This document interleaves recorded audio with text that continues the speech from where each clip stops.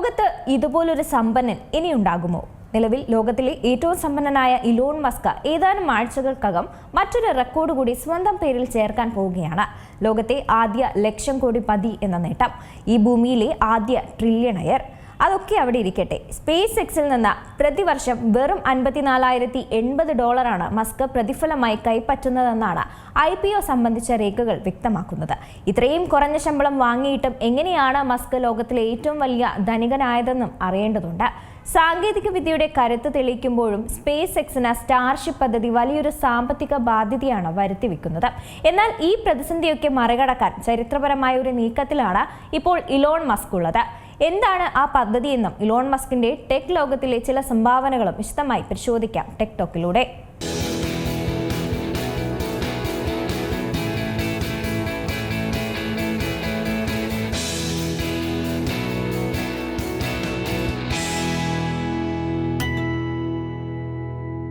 Elon Musk നയിക്കുന്ന space X പ്രാരംഭ ഓഹരി വിൽപ്പനയ്ക്ക് ഒരുങ്ങുകയാണ്, അതായത് IPO. ഇന്ന് വരെ ലോകം കണ്ടിട്ടുള്ളതിൽ വെച്ച് ഏറ്റവും ഭീമമായ IPO ആയിരിക്കും ഇതെന്നാണ് കരുതപ്പെടുന്നത്. IPO നടപടികൾക്ക് ശേഷം ഓഹരികൾ സ്റ്റോക്ക് എക്സ്ചേഞ്ചിൽ ലിസ്റ്റ് ചെയ്യുന്നതോടെ മസ്ക് ലോകത്തിലെ ആദ്യ ട്രില്യണറായി മാറും. നിലവിൽ $67,600 മസ്കിന്റെ ആസ്തി. ഇതാണ് 1,00,000 കോടി ഭേദിക്കുക. ചരിത്രത്തിലെ ഏറ്റവും വലിയ IPOയ്ക്ക് അപേക്ഷ നൽകിക്കഴിഞ്ഞു സ്പേസ് എക്സ്. അതെ, ഇലോൺ മസ്ക് നയിക്കുന്ന സ്പേസ് എക്സ് പ്രാരംഭ ഓഹരി വിൽപ്പനയ്ക്ക്, അതായത് IPOയ്ക്ക് ഒരുങ്ങുകയാണ് എന്ന റിപ്പോർട്ടുകളാണ് ഇപ്പോൾ പുറത്തു വരുന്നത്. ഇന്നുവരേക്കും ലോകം കണ്ടിട്ടുള്ളതിൽ വെച്ച് ഏറ്റവും ഭീമമായ IPO ആയിരിക്കും ഇതെന്ന് തന്നെ കരുതാം. IPO നടപടികൾക്ക് ശേഷം ഓഹരികൾ സ്റ്റോക്ക് എക്സ്ചേഞ്ചിൽ ലിസ്റ്റ് ചെയ്യുന്നതോടെ മസ്ക് ലോകത്തിലെ തന്നെ ആദ്യ ട്രില്യണറായി മാറും. നിലവിൽ $67,600 മസ്കിന്റെ ആസ്തി. ഇതാണ് 1,00,000 കോടി ഭേദിക്കാൻ പോകുന്നത്. ചരിത്രത്തിലെ ഏറ്റവും വലിയ IPOയ്ക്ക് അപേക്ഷ നൽകി കഴിഞ്ഞിരിക്കുകയാണ് സ്പേസ് എക്സ്. അടുത്ത മാസം ഓഹരികൾ അമേരിക്കൻ വിപണിയിൽ ലിസ്റ്റ് ചെയ്യപ്പെടും. റോക്കറ്റുകൾ നിർമ്മിക്കുകയും സ്റ്റാർലിങ്ക് എന്ന പേരിൽ ഉപഗ്രഹ ഇന്റർനെറ്റ് സേവനങ്ങൾ നൽകുകയും ചെയ്യുന്ന കമ്പനിയാണ് സ്പേസ് എക്സ്. മസ്കിന്റെ AI കമ്പനിയായ XAIയും സ്പേസ് എക്സിനും കീഴിലാണ്. കഴിഞ്ഞ സാമ്പത്തിക വർഷം $1,860 കോടി ആയിരുന്നു കമ്പനിയുടെ വരുമാനം. $490 കോടി നഷ്ടവും വന്നു. നടപ്പു സാമ്പത്തിക വർഷത്തിലെ ആദ്യ 3 മാസങ്ങളിൽ കമ്പനി $470 കോടി വരുമാനം നേടിയെങ്കിലും $130 നഷ്ടമായെന്നും കണക്കുകൾ പറയുന്നുണ്ട്. റോക്കറ്റുകളും ഉപഗ്രഹങ്ങളും അടക്കം $10,200 കോടി ആസ്തികൾ സ്പേസ് എക്സിനുണ്ട്. $6,000 കോടി വായ്പ കമ്പനിക്കുണ്ടെന്നും IPO അപേക്ഷയിൽ പറയുന്നു. 1.25 ലക്ഷം കോടി സ്പേസ് എക്സിന്റെ മൂല്യം കണക്കാക്കിയിരിക്കുന്നത്. കമ്പനിയുടെ 85% ഓഹരികളും മസ്കിന്റെ സ്വന്തം. ഏതാണ്ട് $60,000 കോടി മൂല്യമുള്ള ഓഹരികളാണിത്. സ്പേസ് എക്സ് ലിസ്റ്റിംഗ് നടക്കുന്നതോടെ മസ്കിന്റെ ആസ്തി 1.25 മുതൽ 1.5 ലക്ഷം കോടി ആയി ഉയരും. ഓഹരികൾ കൂടാതെ മെച്ചപ്പെട്ട വിലയിൽ ലിസ്റ്റ് ചെയ്യുമെന്നാണ് കരുതപ്പെടുന്നത്. ഇതോടെ ചരിത്രത്തിലെ ആദ്യ ട്രില്യണറാവാനും മസ്കിന് സാധിക്കും. ചരിത്രത്തിൽ ആദ്യമായി $50,000 കോടി സമ്പാദ്യം നേടുന്ന വ്യക്തി എന്ന പദവി കഴിഞ്ഞ വർഷം മസ്ക് സ്വന്തമാക്കുകയും ചെയ്തിരുന്നു. സ്പേസ് എക്സിൽ നിന്നും പ്രതിവർഷം വെറും $54,080 മസ്ക് പ്രതിഫലമായി കൈപ്പറ്റുന്നതെന്നാണ് IPO സംബന്ധിച്ച രേഖകൾ വ്യക്തമാക്കിയിട്ടുള്ളത്. ഇത്രയും കുറഞ്ഞ ശമ്പളം വാങ്ങിയിട്ടും എങ്ങനെയാണ് മസ്ക് ലോകത്തിലെ ഏറ്റവും വലിയ ധനികനായ എന്ന ചർച്ചകളും ഇപ്പോൾ ഉയരുന്നുണ്ട്. സ്പേസ് എക്സ്, ടെസ്ല തുടങ്ങിയിട്ടുള്ള കമ്പനികളിൽ മസ്കിനുള്ള ഓഹരി വിഹിതമാണ് സമ്പത്തിൽ നിർണായകമാക്കുന്നതും. ഈ കമ്പനികളുടെ മൂല്യം വർദ്ധിക്കുന്നതിനനുസരിച്ച് ഓഹരി വിലയും കൂടും. ഓഹരി ഉടമകളുടെ സമ്പത്തിലും ഈ വർധന പ്രതിഫലിക്കും. അതായത് സ്പേസ് എക്സ്, ടെസ്ല തുടങ്ങിയിട്ടുള്ള കമ്പനികളുടെ മൂല്യം വർദ്ധിപ്പിക്കുന്നതിനനുസരിച്ച് ഇത്തരം കമ്പനികളുടെ ഓഹരി ഉടമയായ മസ്കിന്റെ സമ്പത്തും കൂടും. സ്വന്തം ആപ്പിൾ കമ്പനിയിൽ നിന്ന് പുറത്താക്കിയ ഒരു അനുഭവം ഒരു കാലത്തുണ്ടായത് സ്റ്റീവ് ജോബ്സിനായിരുന്നു. എന്നാൽ അത്തരമൊരു നീക്കം സ്പേസ് എക്സ് മേധാവി ഇലോൺ മസ്കിനെതിരെ ഉണ്ടാകാതിരിക്കാനുള്ള കരാർ ഉണ്ടാക്കാനുള്ള ശ്രമത്തിലാണ് ഇപ്പോൾ സ്പേസ് എക്സ് എന്ന് പറഞ്ഞാൽ വിശ്വസിക്കാൻ വലിയ പാടൊന്നും കാണില്ല. മസ്കിനെ മേധാവി സ്ഥാനത്തു നിന്ന് നീക്കുക എന്നത് അസാധ്യമാക്കാനാണ് കമ്പനി ഇപ്പോൾ ശ്രമിക്കുന്നത് എന്ന റിപ്പോർട്ടുകളാണ് പുറത്തുവരുന്നത്. ഒരു അസാധാരണ ലക്ഷ്യം നേടാനായാൽ കമ്പനി മസ്കിന് നൽകാൻ ഒരുങ്ങുന്നത് ട്രില്യൺ കണക്കിന് ആയിരിക്കുമെന്നാണ് പറയപ്പെടുന്നത്. ഇതെല്ലാം അസാധാരണമാകുന്നത് മസ്കിനെ കമ്പനിയിൽ നിന്ന് പിരിച്ചുവിടാനാവില്ല എന്ന വാഗ്ദാനം അടക്കം നൽകിയാണ് പുതിയ നീക്കം എന്നുള്ളതാണ്. സ്വന്തം ആപ്പിൾ കമ്പനിയിൽ നിന്ന് പുറത്താക്കിയ ഒരു അനുഭവം ഒരു കാലത്തുണ്ടായത് സ്റ്റീവ് ജോബ്സിനായിരുന്നു. എന്നാൽ അത്തരമൊരു നീക്കം സ്പേസ് എക്സ് മേധാവി ഇലോൺ മസ്കിനെതിരെ ഉണ്ടാകാതിരിക്കാനുള്ള കരാറുണ്ടാക്കാനുള്ള ഒരു ശ്രമത്തിലാണ് കമ്പനി ഇപ്പോൾ എന്ന് പറഞ്ഞാൽ വിശ്വസിക്കാൻ പറ്റും. മസ്കിനെ മേധാവി സ്ഥാനത്ത് നിന്ന് നീക്കുക എന്നത് അസാധ്യമാക്കാനാണ് കമ്പനി ഇപ്പോൾ ശ്രമിക്കുന്നതെന്നാണ് ഫൈനാൻഷ്യൽ ടൈംസ് അടക്കം റിപ്പോർട്ട് ചെയ്തിരിക്കുന്നത്. ഒരു അസാധാരണ ലക്ഷ്യം നേടാനായാൽ കമ്പനി മസ്കിന് നൽകാനൊരുങ്ങുന്നത് ട്രില്യൺ കണക്കിന് ഡോളറായിരിക്കുമെന്നാണ് പറയപ്പെടുന്നത്. മസ്കിനെ കമ്പനിയിൽ നിന്ന് പിരിച്ചുവിടാനാവില്ല എന്ന വാഗ്ദാനമടക്കം നൽകിയാണ് പുതിയ നീക്കം എന്നതും ഇതിനെല്ലാം അസാധാരണമാക്കുകയാണ്. മസ്കിന് നൽകാൻ ഒതുങ്ങുന്ന തുകയും മറ്റും മുഴുവൻ കൈപ്പറ്റണമെങ്കിൽ ചൊവ്വയിൽ മനുഷ്യ കോളനി സ്ഥാപിക്കുക എന്ന പ്രഖ്യാപിത ലക്ഷ്യത്തിലേക്ക് നയിക്കാൻ അദ്ദേഹത്തിന് സാധിക്കുകയും വേണം. ദീർഘകാലത്തേക്ക് മസ്കിന്റെ സേവനം കമ്പനിക്ക് ലഭിക്കുന്നുണ്ട് എന്ന് ഉറപ്പിക്കാനാണ് ഈ ഒരു നീക്കം. സ്പേസ് എക്സിന്റെ മുഖ്യ ലക്ഷ്യം മനുഷ്യരാശിയെ ബഹുഗ്രഹ വാസികളാക്കുക എന്ന് തന്നെയാണ്. തനിക്ക് വൻ ഓഫർ നൽകാനുള്ള ഒരു നീക്കം നടക്കുന്നുണ്ട് എന്ന വാർത്തയെക്കുറിച്ച് മസ്ക് തന്റെ സമൂഹ മാധ്യമ പ്ലാറ്റ്ഫോമിൽ പ്രതികരിക്കുകയും ചെയ്തിരുന്നതാണ്. നീക്കം ശരിവെക്കുന്ന രീതിയിൽ തന്നെയായിരുന്നു അദ്ദേഹത്തിന്റെ പോസ്റ്റ് വന്നത്. ട്രില്യൺ കണക്കിന് ഡോളർ പാക്കേജ്. മസ്കിന് പിടിച്ചു നിർത്താനായി നൽകാൻ ഒരുങ്ങുന്ന പാക്കേജ് ട്രില്യൺ കണക്കിന് ഡോളർ മൂല്യമുള്ളതായിരിക്കുമെന്നാണ് ഇപ്പോൾ പുറത്തു വരുന്ന ഊഹാപോഹങ്ങളിൽ നിന്ന് മനസ്സിലാക്കാൻ കഴിയുന്നത്. ജീവൻ മറ്റു ഗ്രഹങ്ങളിൽ എത്തിക്കുക എന്നതും ബോധമണ്ഡലത്തെ അഥവാ കോൺഷ്യസ്നെസ്സിനെ നക്ഷത്രങ്ങളിലേക്ക് എത്തിക്കുക എന്ന ലക്ഷ്യത്തിൽ ശ്രദ്ധ കേന്ദ്രീകരിച്ചുകൊണ്ടാണ് സ്പേസ് എക്സ് നീങ്ങുന്നത് എന്നാണ് താൻ ഉറപ്പാക്കേണ്ടതായിട്ടുണ്ട് എന്നും മസ്ക് കുറിച്ചിരുന്നു. അതിന് നല്ലൊരു തുക തന്നെ തനിക്ക് നൽകിയേക്കുമെന്നാണ് അദ്ദേഹം സൂചിപ്പിച്ചത്. സ്പേസ് എക്സ് ഇറങ്ങി തിരിച്ചിരിക്കുന്നത് ദുഷ്കരമായ ഒരു ദൗത്യം വിജയകരമാക്കാനാണെന്നാണ് മസ്ക് പറയുന്നത്. അത് സാധിക്കുകയാണെങ്കിൽ ലഭിച്ചേക്കാവുന്ന പാരിതോഷികം അപാരം തന്നെയായിരിക്കും. ഈ നേട്ടം സ്വന്തമാക്കാനായാൽ അത് ഭൂമിയുടെ സമ്പദ് വ്യവസ്ഥയുടെ പല മടങ്ങ് മൂല്യമുള്ളതായിരിക്കും. പക്ഷേ അതങ്ങ് എളുപ്പത്തിൽ നടക്കുമെന്ന് പ്രതീക്ഷിക്കേണ്ട എന്നും അദ്ദേഹം മുന്നറിയിപ്പ് നൽകിയിരുന്നു. പ്രധാനപ്പെട്ട കമ്പനികളെല്ലാം തന്നെ എക്സിക്യൂട്ടീവുകൾക്ക് വേതനം നൽകുന്നത് ഓരോ വർഷവും മറ്റു കമ്പനിയുടെ പ്രകടനത്തെ വിലയിരുത്തിയ ശേഷമായിരിക്കും. വരുമാന വർധനവ്, ലാഭം കൂടുതൽ നേടുന്നത്, ഓഹരി വിലയിൽ കയറ്റമുണ്ടാകുന്നത് തുടങ്ങിയിട്ടുള്ള നേട്ടങ്ങൾ പരിഗണിച്ചുകൊണ്ട് മേധാവിമാർക്ക് അധിക ധനം നൽകണോ എന്ന് തീരുമാനിക്കുന്നതും ശരിയാണ്. എന്നാൽ ഇതിൽ നിന്ന് ഏറെ വ്യത്യസ്തമായ ഒരു നീക്കമായിരുന്നു സ്പേസ് എക്സ് ഇപ്പോൾ നടത്തിയത്. മസ്കിന് വാഗ്ദാനം ചെയ്യാൻ പോകുന്ന തുക മനുഷ്യരാശിയുടെ ചരിത്രത്തിലേക്കും വെച്ച് ഏറ്റവും വലിയ ലക്ഷ്യങ്ങളിലൊന്ന്, നേട്ടങ്ങളിലൊന്ന് കൈവരിക്കുന്നതുമായി ബന്ധിപ്പിച്ചായിരിക്കും. മറ്റൊരു ഗ്രഹത്തിൽ മനുഷ്യരാശിക്ക് സ്ഥിരമായ ഒരു കോളനി ഒരുക്കുക എന്നതാണ് ലക്ഷ്യം. ഇതിനിടയിൽ മസ്കിനെ ജോലിയിൽ നിന്ന് പിരിച്ചുവിടാനാവില്ല എന്ന നിബന്ധനയും എഴുതിച്ചേർക്കും എന്നതും അസാധാരണ നീക്കമായി തന്നെ വിലയിരുത്തപ്പെടുന്നുണ്ട്. എന്താണ് ലക്ഷ്യമെന്നാണ്. കമ്പനികൾക്കെല്ലാം സാമ്പത്തിക നേട്ടം എന്ന ലക്ഷ്യമാണല്ലോ ഉള്ളത്. Space X June 12 Nasdaq IPO ഇറക്കിയേക്കുമെന്ന റിപ്പോർട്ടുകൾ വരുന്നുണ്ട്. കമ്പനിയുടെ മൂല്യം 1.75 ട്രില്യൺ ഡോളറായി ഉയർത്തുക എന്ന ലക്ഷ്യത്തിന്റെ ആദ്യ പടിയായി $75 ബില്യൺ ആസ്തിയുള്ള കമ്പനി എന്ന പേര് സമ്പാദിക്കാനാണ് ഈ ഒരു നീക്കം. മസ്കും സ്പേസ് എക്സും തമ്മിൽ ഒപ്പിടാൻ പോകുന്ന ഉടമ്പടി സവിശേഷതയുള്ളതാകുന്നത് അതുകൊണ്ട് തന്നെയാണ്. ഹ്രസ്വകാല ലക്ഷ്യങ്ങളല്ല ഈ കമ്പനിക്കുള്ളത്. ഹ്രസ്വകാല സാമ്പത്തിക നേട്ടം എന്ന ലക്ഷ്യമുള്ള കമ്പനിയല്ല തങ്ങളുടേതെന്ന് പല ആവർത്തി പറയുന്നുണ്ട്. മനുഷ്യരെ ബഹുഗ്രഹ ജീവികളാക്കുക എന്ന സാധാരണമായ ലക്ഷ്യവുമായി ഇറങ്ങുന്ന കമ്പനിയിൽ നിക്ഷേപിക്കുന്നവർ എന്തുകൊണ്ട് കമ്പനി ഓരോ പാദത്തിലും ലാഭമുണ്ടാക്കിയില്ല എന്ന ചോദ്യം ഉന്നയിച്ച് വരേണ്ടതില്ല എന്ന വ്യക്തമായൊരു മെസ്സേജ് കൂടിയാണ് സ്പേസ് എക്സ് നിക്ഷേപകർക്ക് നൽകാൻ ഉദ്ദേശിക്കുന്നതെന്നാണ് അദ്ദേഹം പറയുന്നത്. ഇലോൺ മസ്കിനെ കുറിച്ച് പറയുമ്പോൾ സ്റ്റാർഷിപ്പ് ഒഴിച്ചുകൂടാനാവാത്ത ഒന്നാണ്. അമേരിക്കൻ ബഹിരാകാശ ഏജൻസിയായ നാസയുടെ ഭാവി ചാന്ദ്ര ദൗത്യങ്ങൾക്ക് സ്റ്റാർഷിപ്പ് അത്യന്താപേക്ഷിതമാണ്. 2028 മനുഷ്യനെ വീണ്ടും ചന്ദ്രനിലെത്തിക്കാനുള്ള നാസയുടെ പദ്ധതിക്ക് സ്റ്റാർഷിപ്പിനെ ഉപയോഗിക്കാനാണ് സ്പേസ് എക്സ് ലക്ഷ്യമിടുന്നത്. സ്റ്റാർഷിപ്പ് വിക്ഷേപണ കഥകൾ ഇടയ്ക്കിടെ കേൾക്കാറുണ്ടെങ്കിലും ഇപ്പോഴിതാ 2025 ഒക്ടോബറിന് ശേഷം നടക്കുന്ന ആദ്യ സ്റ്റാർഷിപ്പ് വിക്ഷേപണം ചർച്ചയാവുകയാണ്. മുൻ തലമുറയായ V2 പ്രോട്ടോടൈപ്പുകൾ നേരിട്ട പരാജയങ്ങളിൽ നിന്നും പാഠം ഉൾക്കൊണ്ട് പുതിയ V3 പതിപ്പ് സ്പേസ് എക്സ് വികസിപ്പിച്ചെടുത്തിട്ടുമുണ്ട്. കൂടുതൽ കരുത്തുള്ളതും ലളിതമായ ഡിസൈനോട് കൂടിയതുമായ 3ാം തലമുറയിൽ റാപ്റ്റർ എഞ്ചിനുകളാണ് ഉപയോഗിച്ചിരിക്കുന്നത്. എന്താണ് സ്റ്റാർഷിപ്പ് V3 എന്ന് വിശദമായി നോക്കാം. എന്താണ് സ്റ്റാർഷിപ്പ് V3 എന്നാണ് നോക്കേണ്ടത്. 2025 ഒക്ടോബറിന് ശേഷം നടക്കുന്ന ആദ്യ സ്റ്റാർഷിപ്പ് വിക്ഷേപണമാണ് ഇപ്പോൾ നടന്നത്. മുൻ തലമുറയായി V2 പ്രോട്ടോടൈപ്പുകൾ നേരിട്ട പരാജയങ്ങളിൽ നിന്നും പാഠം ഉൾക്കൊണ്ടുകൊണ്ടാണ് പുതിയ V3 പതിപ്പ് സ്പേസ് എക്സ് വികസിപ്പിച്ചെടുത്തത്. കൂടുതൽ കരുത്തുള്ളതും ലളിതമായ ഡിസൈനുമാണ് അതിനുള്ളത്. ഇതുമാത്രമല്ല, മൂന്നാം തലമുറ റാപ്റ്റർ എഞ്ചിനുകളാണ് ഇതിൽ ഉപയോഗിച്ചിരിക്കുന്നത്. കൂടുതൽ വേഗത്തിലുള്ള വിക്ഷേപണവും വിക്ഷേപണ തറയിലെ ടവർ ഉപയോഗിച്ച ബൂസ്റ്ററുകളെ എളുപ്പത്തിൽ പിടിച്ചെടുക്കാനുള്ള സാങ്കേതിക വിദ്യയുമൊക്കെ ഈ പുതിയ പതിപ്പിന്റെ സവിശേഷതകൾ തന്നെയാണ്. കഴിഞ്ഞ നവംബറിൽ പരീക്ഷണത്തിനിടെ ഒരു ബൂസ്റ്റർ പൊട്ടിത്തെറിച്ചതിനെ തുടർന്ന് വിക്ഷേപണം വൈകിയിരുന്നു.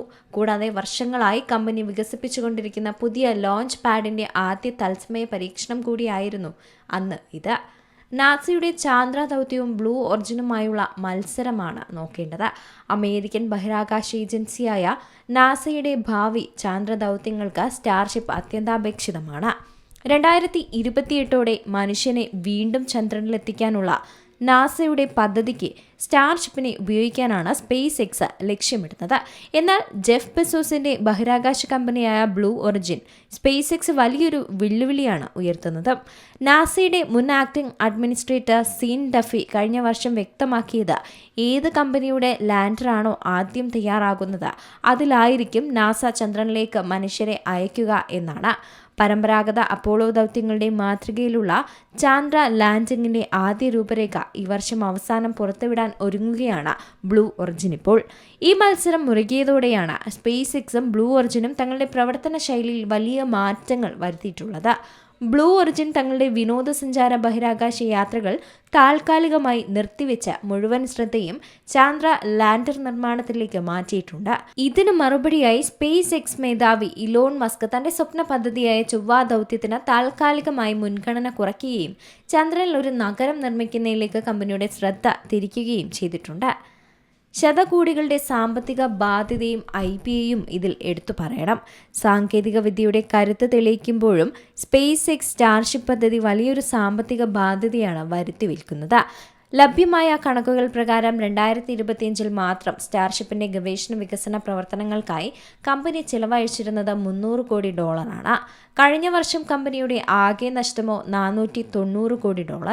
ഈ വർഷത്തെ ആദ്യ 3 മത്സരങ്ങളിൽ മാത്രം വീണ്ടും $100 കോടി ഈ പദ്ധതിക്കായി ഒഴുക്കേണ്ടി വന്നിട്ടുണ്ട്. എന്നാൽ ഈ പ്രതിസന്ധികൾ മറികടക്കാൻ ചരിത്രപരമായ ഒരു നീക്കത്തിനായിരുന്നു ഇലോൺ മസ്ക് തുടക്കം കുറിച്ചത്. സ്പേസ് എക്സ് തങ്ങളുടെ ആദ്യ പബ്ലിക് ലിസ്റ്റിംഗിനായി അപേക്ഷ സമർപ്പിച്ചു കഴിഞ്ഞിട്ടുണ്ട്. വരും ആഴ്ചകളിലൊക്കെ തന്നെ മിക്കവാറും ജൂൺ മധ്യത്തോടെ സ്പേസ് എക്സ് നാസ്ഡാക്ക് ഓഹരി വിപണിയിൽ ലിസ്റ്റ് ചെയ്യപ്പെടും. ഈ IPO വഴി $7,500 കോടി സമാഹരിക്കാൻ കമ്പനി ലക്ഷ്യം വെക്കുന്നുമുണ്ട്. ഈ തുക സ്റ്റാർഷിപ്പ് വികസനത്തിനും ഇലോൺ മസ്കിന്റെ ആർട്ടിഫിഷ്യൽ ഇന്റലിജൻസ് കമ്പനിയായ XAI, സോഷ്യൽ മീഡിയ പ്ലാറ്റ്ഫോമായ X എന്നിവയുടെ കടങ്ങൾ വീട്ടുന്നതിനുമായി ഉപയോഗിക്കും. ഇതിൽ തന്നെ ഓഹരി വിപണിയെ ബാധിക്കാതെ നടത്തുന്ന അവസാനത്തെ സ്വതന്ത്ര വിക്ഷേപണമായിരിക്കും ഇതുമെന്നും ഇലോൺ മസ്ക് പറഞ്ഞിട്ടുണ്ട്. റോക്കറ്റ് വിപണിയിലെ വിപ്ലവവും ഭാവി സാധ്യതകളും എടുത്തു പറയണം.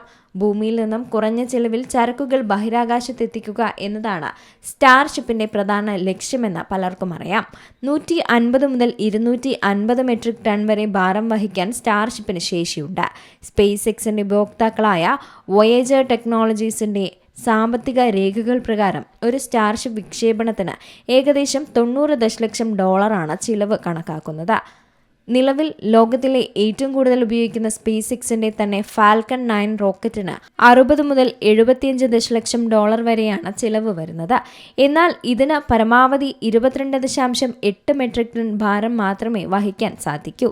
അതുകൊണ്ട് തന്നെ സ്റ്റാർഷിപ്പ് പൂർണ്ണസജ്ജമാകുന്നതോടെ ബഹിരാകാശ വിപണിയിലെ ചെലവ് 10 മടങ്ങ് കുറയും. ബഹിരാകാശ ദൗത്യങ്ങൾക്ക് പുറമെ ഭൂമിയിലെ വിവിധ നഗരങ്ങളെ ബന്ധിപ്പിച്ചുകൊണ്ടുള്ള അതിവേഗ യാത്രാ സംവിധാനമായും സ്റ്റാർഷിപ്പിനെ മാറ്റാൻ സ്പേസ് എക്സ് പദ്ധതിയിടുന്നുണ്ട്.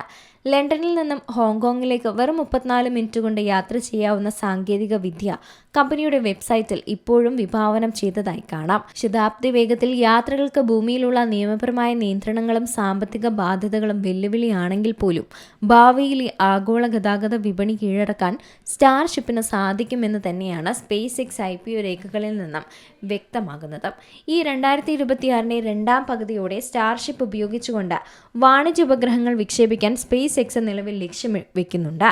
ഇന്നത്തെ ഗാർഹിക പരാജയങ്ങൾ കമ്പനിയുടെ ആത്മവിശ്വാസത്തെ ബാധിക്കുമെങ്കിലും ലക്ഷ്യത്തിലേക്കുള്ള ദൂരം കുറഞ്ഞതായും വിക്ഷേപണത്തിന് ശേഷം ജീവനക്കാരുടെ ആഹ്ലാദം പങ്കുവെച്ചുകൊണ്ട് കമ്പനി വക്താക്കൾ തന്നെ കാര്യം അറിയിക്കുകയും ചെയ്തിരുന്നു. ഈ ലോകത്തിലെ ഏറ്റവും കരുത്തുറ്റ റോക്കറ്റായ സ്പേസ് എക്സിന്റെ സ്റ്റാർഷിപ്പ് 3ാം പതിപ്പിന്റെ ആദ്യ പരീക്ഷണ വിക്ഷേപണം വിജയകരമായി പൂർത്തിയാക്കിയിട്ടുണ്ട്. ടെക്സസിലെ ബോക്ക ചിക്കയിലെ സ്പേസ് എക്സിന്റെ സ്വന്തം വിക്ഷേപണ കേന്ദ്രമായ സ്റ്റാർ ബേസിൽ നിന്നും മാത്രമായിരുന്നു ചരിത്രപ്രധാനമായ ഈ വിക്ഷേപണം നടന്നത്. മുൻ നിശ്ചയിച്ച പ്രകാരം നേരത്തെ നടക്കേണ്ടിയിരുന്ന വിക്ഷേപണം ലോഞ്ച് ടവറിലെ ഹൈഡ്രോളിക് പിന്നിന്റെ തകരാറ് മൂലം മാറ്റിവെക്കുകയായിരുന്നു. വിജയവും പരാജയവും കലർന്ന പരീക്ഷണ പറക്കലായിരുന്നു അത്. ലോകത്തിലെ ഏറ്റവും കരുത്തുറ്റ റോക്കറ്റായ സ്പേസ് എക്സിന്റെ സ്റ്റാർഷിപ്പ് അതിൻ്റെ 3ാം പതിപ്പിന്റെ ആദ്യ പരീക്ഷണ വിക്ഷേപണം വിജയകരമായി തന്നെ പൂർത്തിയാക്കിയിരിക്കുകയാണ്. ടെക്സസിലെ ബോക്ക ചിക്കയിലുള്ള സ്പേസ് എക്സിന്റെ സ്വന്തം വിക്ഷേപണ കേന്ദ്രമായ സ്റ്റാർ ബേസിൽ നിന്നും പ്രാദേശിക സമയം വൈകിട്ട് 5:30 ആ ചരിത്രപ്രധാനമായ വിക്ഷേപണം നടന്നത്. മുമ്പ് നിശ്ചയിച്ച പ്രകാരം നേരത്തെ നടക്കേണ്ടിയിരുന്ന വിക്ഷേപണം ലോഞ്ച് ടവറിലെ ഹൈഡ്രോളിക്കിന്റെ പിന്നിൽ തകരാറ് മൂലം മാറ്റിവെക്കുകയായിരുന്നു. എന്നാലും വിക്ഷേപണം വൻ വിജയമായിരിക്കുകയാണ്. ഈ ഒരു വിജയം കമ്പനി അവകാശപ്പെടുമ്പോഴും ഭാഗികമായി ചില തിരിച്ചടികളും ദൗത്യത്തിനിടയിൽ നേരിടേണ്ടി വന്നിട്ടുണ്ട്. വിക്ഷേപണത്തിന് ശേഷം ഭൂമിയിലേക്ക് തിരികെ ഇറക്കാൻ ശ്രമിച്ച സൂപ്പർ ഹെവി ബൂസ്റ്റർ തകർന്നതും പ്രധാന തിരിച്ചടിയായിരുന്നു. എങ്കിലും 1 മണിക്കൂറോളം നീണ്ട യാത്രയ്ക്ക് ശേഷം സ്റ്റാർഷിപ്പ് പേടകം കൃത്യമായി ഇന്ത്യൻ മഹാസമുദ്രത്തിൽ പതിച്ചുകൊണ്ട് സ്പേസ് എക്സ് കരുത്ത് തെളിയിച്ചു. ഈ വിജയവും പരാജയവും കലർന്ന പരീക്ഷണ പറക്കലായിരുന്നു ഉണ്ടായത്. 407 അടി ഉയരമുള്ള ഈ ഭീമൻ റോക്കറ്റ് വിക്ഷേപണ തറയിൽ നിന്നും ഉയർന്നു പൊങ്ങിയത് വലിയ പ്രതീക്ഷകൾ ഉൾക്കൊണ്ട് തന്നെയാണ്. വിക്ഷേപണം കഴിഞ്ഞ് ഏതാനും മിനിറ്റുകൾക്കകം തന്നെ പ്രധാന റോക്കറ്റിൽ നിന്നും സൂപ്പർ ഹെവി ബൂസ്റ്റർ വിജയകരമായി വേർപെട്ടു. തുടർന്ന് സ്റ്റാർഷിപ്പ് പേടകം ബഹിരാകാശം ലക്ഷ്യമാക്കി കുതിക്കുകയും ചെയ്തു. ഈ വേർപെട്ട ബൂസ്റ്റർ ഭൂമിയിലേക്ക് തിരിച്ചിറങ്ങുന്നതിനിടയിൽ മെക്സിക്കോ ഉൾക്കടലിൽ കൃത്യമായി ലാൻഡിംഗ് നടത്താനായിരുന്നു പദ്ധതി. എന്നാൽ തിരിച്ചിറങ്ങുന്നതിനാവശ്യമായ രീതിയിൽ ബൂസ്റ്ററിലെ എഞ്ചിനുകൾ വീണ്ടും ജ്വലിപ്പിക്കുന്നതിൽ സാങ്കേതിക തടസ്സം നേരിട്ടു. നിയന്ത്രണം നഷ്ടപ്പെട്ട ബൂസ്റ്റർ കടലിലേക്ക് പതിക്കുകയും വലിയ സ്ഫോടനത്തോടെ തകരുകയുമാണ് ഉണ്ടായത്. അതേസമയം യാത്ര തുടർന്ന സ്റ്റാർഷിപ്പ് പേടകത്തിനും ചില വെല്ലുവിളികൾ നേരിടേണ്ടി വന്നിരുന്നു. പേടകത്തിലെ 6 റാപ്റ്റർ എഞ്ചിനുകളിൽ 1 യാത്രാമധ്യേ പ്രവർത്തനരഹിതമായി. ഇത് പേടകത്തെ കൃത്യമായ ഭ്രമണപഥ പാതയിൽ എത്തിക്കുന്നതിന് തടസ്സമുണ്ടാക്കിയെങ്കിലും സുരക്ഷിതമായ ഒരു ഉപഭ്രമണപഥ പാതയിൽ തുടരാൻ പേടകത്തിന് സാധിച്ചു. ലക്ഷ്യസ്ഥാനത്തെത്തിയ സ്റ്റാർഷിപ്പ് കൂടെ വഹിച്ചിരുന്ന 20 സ്റ്റാർലിങ്ക് സാറ്റലൈറ്റ് സിമുലേറ്ററുകളും റോക്കറ്റിന്റെ ബാഹ്യ ദൃശ്യങ്ങൾ പകർത്താൻ പ്രത്യേകം ഡിസൈൻ ചെയ്ത ക്യാമറകളുള്ള 2 പരിഷ്കരിച്ച സ്റ്റാർലിങ്ക് ഉപഗ്രഹങ്ങളും വിജയകരമായി ബഹിരാകാശത്ത് വിന്യസിച്ചു. വിക്ഷേപണത്തിന് കൃത്യം 1 മണിക്കൂറിന് ശേഷം ഇന്ത്യൻ മഹാസമുദ്രത്തിൽ മുൻകൂട്ടി നിശ്ചയിച്ച സ്ഥാനത്ത് തന്നെ സ്റ്റാർഷിപ്പ് വിജയകരമായി ലാൻഡ് ചെയ്തു. ലാൻഡിങ്ങിന് ശേഷം പ്രതീക്ഷിച്ചതുപോലെ തന്നെ പേടകം മറയുകയും സ്ഫോടനത്തോടെ തകരുകയും ചെയ്തു. എൻജിൻ തകരാറുകൾക്കിടയിലും ലാൻഡിംഗ് പൂർണ്ണ വിജയമായിരുന്നുവെന്നാണ് സ്പേസ് എക്സ് കൺട്രോൾ റൂമിൽ നിന്നും ഡാൻ ഹ്യൂട്ട് അടക്കം സ്ഥിരീകരിച്ചിരുന്നത്. എന്തായാലും അത് വിജയം കണ്ടു. റോബോട്ടുകളാണ് ഇലോൺ മസ്കിന്റെ മേന്. എവിടെ കണ്ടാലും മസ്ക് ഒന്ന് നിരീക്ഷിക്കും. ലോകത്ത് അത്തരമൊന്ന് മസ്കിന്റെ കണ്ണിൽപ്പെടാതെ പോയി കാണില്ല. ശതകോടീശ്വരന്മാരുടെ സംഘത്തോടൊപ്പം US പ്രസിഡന്റ് ചൈന സന്ദർശിച്ചപ്പോൾ ഒപ്പമുണ്ടായിരുന്ന ഇലോൺ മസ്ക് തന്റെ എക്സ് ഹാൻഡിലിൽ ഒരു വീഡിയോ റീപോസ്റ്റ് ചെയ്യുകയുണ്ടായി. ചൈനയിലെ ചോങ്ചിങ് ഈസ്റ്റ് റെയിൽവേ സ്റ്റേഷൻ നിർമ്മാണമായിരുന്നു ആ വീഡിയോയിലുണ്ടായിരുന്നത്. പൊതുഗതാഗത സംവിധാനങ്ങളെ എപ്പോഴും വിമർശിക്കാറുള്ള മസ്ക് എന്തുകൊണ്ടാണ് ഈ വീഡിയോ പങ്കുവച്ചതെന്ന് ഒരു നിഗൂഢമായി തുടരുകയാണ്. യഥാർത്ഥത്തിൽ റെയിൽവേ സ്റ്റേഷന്റെ നിർമ്മാണത്തിന് പിന്നിലെ ഈ കഥ കൗതുകമുണർത്തുന്ന ഒന്നാണ്. റെയിൽവേ സ്റ്റേഷനെക്കുറിച്ച് അറിയുന്നതിന് മുമ്പ് തന്നെ ഈ നഗരത്തെക്കുറിച്ചാണ് ആദ്യം അറിയേണ്ടത്. തെക്കു പടിഞ്ഞാറൻ ചൈനയിൽ സ്ഥിതി ചെയ്യുന്ന ചോങ്ചിങ് ജനസംഖ്യയുടെയും ഭരണപരമായ വിസ്തൃതിയുടെയും കാര്യത്തിൽ ചൈനയിലെ തന്നെ ഏറ്റവും വലിയ നഗരം കൂടിയാണ്. 3000 വർഷത്തിലധികം പഴക്കമുള്ള ഈ പുരാതന നഗരം 2ാം ലോക മഹായുദ്ധകാലത്ത് ചൈനയുടെ താൽക്കാലിക തലസ്ഥാനം കൂടിയായിരുന്നു. 1960കളിൽ തേർഡ് ഫ്രണ്ട് ക്യാമ്പയിൻ വഴിയാണ് ചോങ്ചിങ് ഇന്നത്തെ സാമ്പത്തിക വ്യവസായ തലസ്ഥാനമായി മാറിയത്. വിദേശ ആക്രമണങ്ങളിൽ നിന്ന് സംരക്ഷിക്കുന്നതിനായി ചൈനയുടെ തീരദേശങ്ങളിലെ വ്യവസായങ്ങളെ ഉൾനാടൻ പ്രദേശങ്ങളിലേക്ക് മാറ്റുന്നതായിരുന്നു ഈ പദ്ധതി. ഇന്ന് പ്രതിവർഷം $440 ബില്യൺ GDP ഉള്ള ഈ നഗരം ഓട്ടോമൊബൈൽ, ലാപ്ടോപ്പ്, സെമി കണ്ടക്ടർ നിർമ്മാണത്തിൽ ലോകത്തെ തന്നെ മുൻപന്തിയിലാണ്. മെട്രോ ട്രെയിനുകൾ ഫ്ളാറ്റുകൾക്ക് നടുവിലൂടെ കടന്നുപോകുന്ന പ്രശസ്ത കാഴ്ചയും ഈ നഗരത്തിലുള്ളതാണ്. ഇനി ചോങ്ചിങ്ങിലോട്ട് വരാം. ശതകോടീശ്വരന്മാരുടെ സംഘത്തോടൊപ്പം US പ്രസിഡന്റ് ചൈന സന്ദർശിച്ചപ്പോൾ ഒപ്പമുണ്ടായിരുന്ന ഇലോൺ മസ്ക് തന്റെ എക്സ് ഹാൻഡിലിൽ ഒരു വീഡിയോ റീപോസ്റ്റ് ചെയ്തത് അധികം ആരും മറന്നു കാണില്ല. ചൈനയിലെ ചോങ്ചിങ് ഈസ്റ്റ് റെയിൽവേ സ്റ്റേഷന്റെ നിർമ്മാണമായിരുന്നു ആ വീഡിയോയിൽ അന്നുണ്ടായിരുന്നത്. പൊതുഗതാഗത സംവിധാനങ്ങളെ എപ്പോഴും വിമർശിക്കാറുള്ള മസ്ക് എന്തുകൊണ്ടാണ് ഈ വീഡിയോ പങ്കുവച്ചതെന്ന് ഇപ്പോഴും നിഗൂഢമായി തുടരുകയാണ്. സത്യം പറഞ്ഞാൽ റെയിൽവേ സ്റ്റേഷന്റെ നിർമ്മാണത്തിന് പിന്നിലെ ഈ കഥ കൗതുകമുണർത്തുന്ന ഒന്ന് തന്നെയാണ്. കേവലം 38 മാസങ്ങൾ കൊണ്ട് ഒരു കൂട്ടം റോബോട്ടുകളെ ഉപയോഗിച്ചുകൊണ്ട് ചൈന ഈ അത്ഭുതം നിർമ്മിച്ചെടുത്തിരിക്കുന്നത്. അതീവ ദുഷ്കരമായ മേഖലകളിലെ മനുഷ്യ പ്രയത്നം കുറയ്ക്കാൻ വേണ്ടി റോബോട്ടുകളെ അണിനിരത്തിയത് ഇതിന് വളരെയധികം സഹായകമായിട്ടുണ്ട്. ഫ്ലോർ ഏരിയയുടെ കാര്യത്തിൽ ലോകത്തിലെ തന്നെ ഏറ്റവും വലിയ റെയിൽവേ സ്റ്റേഷനാണ് ചോങ്ചിങ് ഈസ്റ്റ് എന്നറിയപ്പെടുന്ന റിപ്പോർട്ടുകളുമുണ്ട്. 2025 മെയ്യിലാണ് ഇത് പൊതുജനങ്ങൾക്കായി തുറന്നു കൊടുത്തതും. പല വികസിത രാജ്യങ്ങളും പതിറ്റാണ്ടുകൾ കൊണ്ട് മാത്രം പൂർത്തിയാക്കുന്ന ഇത്തരം വൻകിട പദ്ധതികൾ ചൈന വെറും 38 മാസം കൊണ്ടാണ് യാഥാർത്ഥ്യമാക്കിയെടുത്തത്. അത് ലോകത്തെ ഞെട്ടിച്ചിരിക്കുകയാണ് സത്യം പറഞ്ഞാൽ. ഇന്ന് പ്രതിവർഷം $440 ബില്യൺ GDP ഉള്ള ഈ നഗരം ഓട്ടോമൊബൈൽ, ലാപ്ടോപ്പ്, സെമി കണ്ടക്ടർ നിർമ്മാണത്തിൽ ലോകത്തിലെ തന്നെ മുൻപന്തിയിലാണുള്ളത്. മെട്രോ ട്രെയിനുകളും പ്ലാറ്റ്ഫോമുകൾക്ക് നടുവിലൂടെ കടന്നു പോകുന്ന പ്രശസ്തമായ കാഴ്ചയുമൊക്കെ ഈ നഗരത്തിന് മാത്രം സ്വന്തമാണ്. 38 മാസം കൊണ്ട് തീർത്ത അത്ഭുതം എന്താണെന്നറിയണ്ടേ? ചോങ്ചിങ് നോർത്ത് സ്റ്റേഷനിലെ തിരക്ക് നിയന്ത്രിക്കാനും ഉൾനാടൻ ചൈനയിലെ രാജ്യത്തിന്റെ മറ്റ് ഭാഗങ്ങളുമായി ബന്ധിപ്പിക്കാനുമാണ് ചോങ്ചിങ് ഈസ്റ്റ് സ്റ്റേഷൻ നിർമ്മിക്കുന്നത്. 12.2 ലക്ഷം ചതുരശ്ര മീറ്റർ വിസ്തീർണമുള്ള ഈ സ്റ്റേഷനിൽ 15 പ്ലാറ്റ്ഫോമുകളും 29 ട്രാക്കുകളുമുണ്ട്. തിരക്കേറിയ സമയങ്ങളിൽ മണിക്കൂറിൽ 16,000 യാത്രക്കാരെ കൈകാര്യം ചെയ്യാൻ ശേഷിയുള്ള ഈ 8 നില സമുച്ചയം ഹൈസ്പീഡ് റെയിൽ, മെട്രോ, ബസ്സുകൾ, ടാക്സികൾ എന്നിവയെല്ലാം ഒരൊറ്റ കുടക്കീഴിൽ കൊണ്ടുവരുന്നുണ്ട്. 2022 മെയ് മാസത്തിൽ ഡിസൈൻ ബ്ലൂ പ്രിന്റ് ലഭിച്ച ശേഷം കടുത്ത ചൂടും കഠിനമായ ഭൂപ്രകൃതിയും മറികടന്ന് 2025 മെയ്യിൽ ഇത് പൂർത്തിയായത് ചൈനീസ് മാധ്യമങ്ങൾ ഇതിനെ വിശേഷിപ്പിച്ച ഒരു റോബോട്ട് വിപ്ലവം എന്ന് തന്നെയായിരുന്നു. നിർമ്മാണത്തിനായി മനുഷ്യർക്ക് പകരം റോബോട്ടുകളുടെ ഒരു വലിയ സൈന്യത്തെ തന്നെയായിരുന്നു അന്ന് ചൈന വിന്യസിച്ചത്. സാങ്കേതിക വിദ്യകൾ ഉപയോഗിച്ച് കോൺക്രീറ്റ് തറ നിരപ്പാക്കാൻ ഉപയോഗിച്ചത് ലേസർ ഗൈഡഡ് സീക്രട്ട് റോബോട്ടുകളായിരുന്നു. മനുഷ്യരെക്കാൾ 3 ഇരട്ടി വേഗതയിലും മില്ലിമീറ്റർ കൃത്യതയുമാണ് ഇവ ജോലി ചെയ്തത്. ഇത് ലേബർ കോസ്റ്റ് 40% വരെ കുറച്ചിരുന്നു. സ്റ്റേഷന്റെ ഭീമാകാരമായ ജനാലകളിൽ 800 കിലോഗ്രാം ഭാരമുള്ള ഗ്ലാസ് പാനലുകൾ യാതൊരു അപകടവുമില്ലാതെ കൃത്യമായി സ്ഥാപിക്കാൻ ഗ്ലാസ് ഇൻസ്റ്റലേഷൻ റോബോട്ടുകൾ സഹായിച്ചിട്ടുണ്ട്. ഇത് ജോലി വേഗത 3 ഇരട്ടിയാക്കി അപകട സാധ്യത 90% കുറച്ചിട്ടുണ്ട്.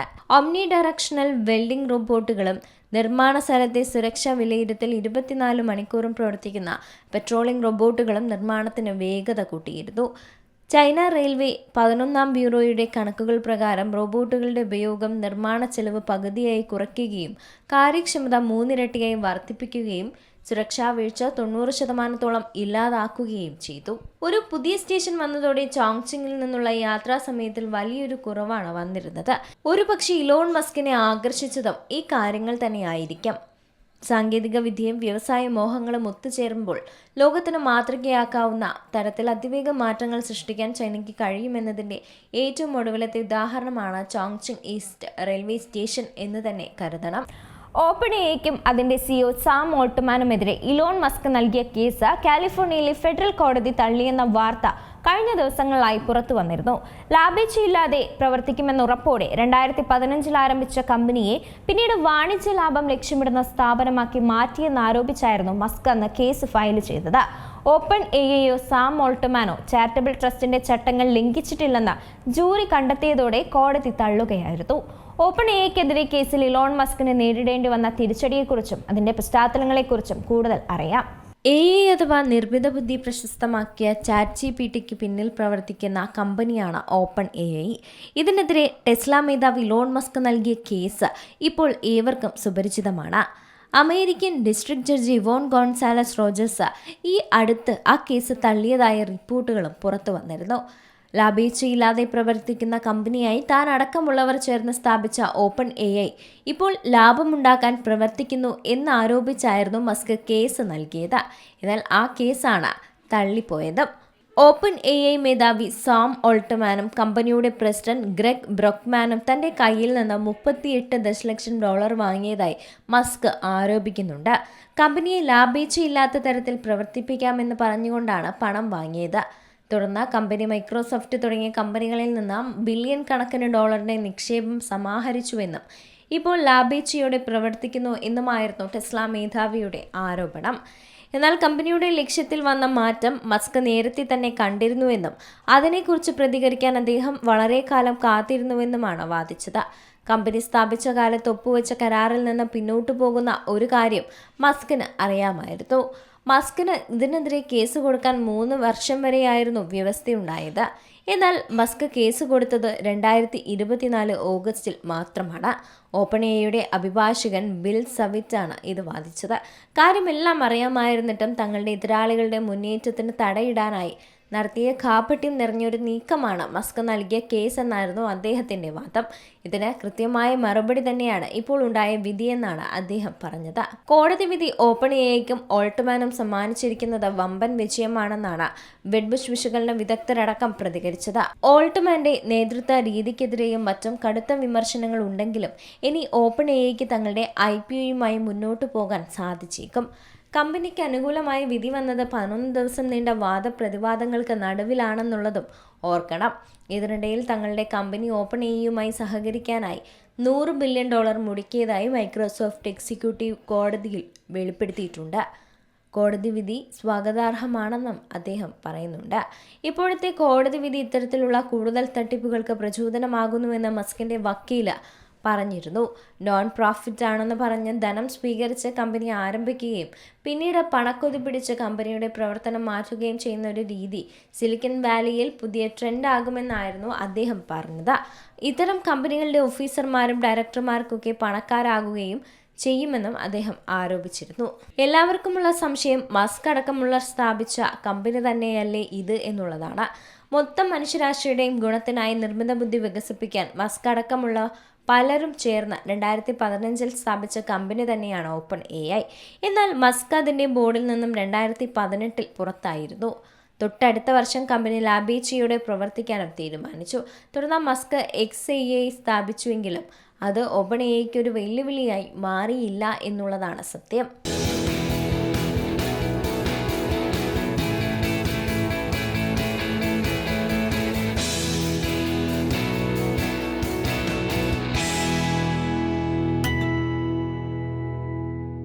ഏറ്റവും പുതിയ വാർത്തകളും വിശേഷങ്ങളും വിരൽത്തുമ്പിലറിയാൻ സീ മലയാളം ന്യൂസ് എല്ലാ ഡിജിറ്റൽ പ്ലാറ്റ്ഫോമുകളിലും ലഭ്യം.